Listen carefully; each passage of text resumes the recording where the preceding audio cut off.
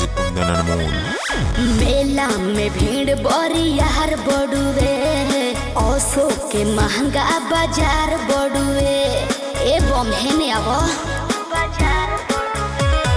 मेला में भीड़ बरियार बड़ुए, ओसो के महंगा बाजार बड़ुए।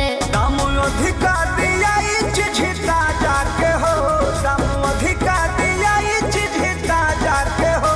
बोल का भाव बात तोहरा कहाँ जाके हो, बोल का भाव बात तोहरा कहाँ जाके हो।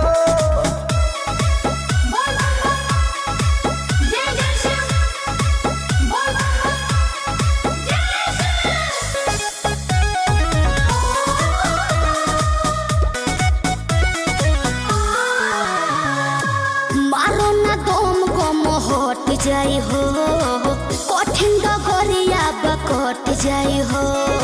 अरे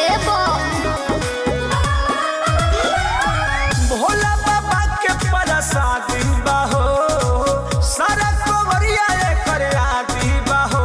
इहे चढ़े कैलाश वाले राजा के हो, इहे चढ़े कैलाश वाले राजा के हो। बोल का भाव बात तहरा कहाँ जाके हो, बोल का भाव बात तहरा कहाँ जाके हो।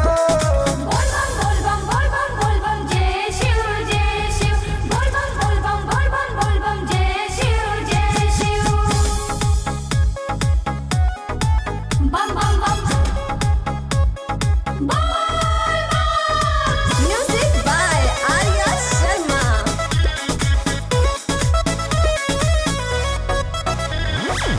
कृष्णा बेदर्दी प्रमोद से कहीं बोल बम बोली मस्ती में रही।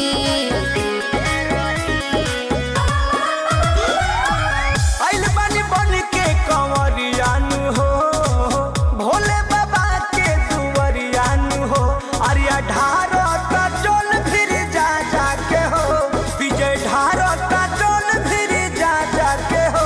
बोल का भाव बात तहरा कहाँ जाके हो, बोल का भाव बात तहरा कहाँ जाके हो। मेला में भीड़ बरियार बड़ुए, ओसो के महंगा बाजार बड़ुए। दाम अधिका दिया चिझिता जाके हो, दाम अधिका दिया चिझिता जाके हो। बोल का भाव बात तोहरा कहाँ जाके हो, बोल का भाव बात तोहरा कहाँ जाके हो। Mix by DJ Kundan Anmol.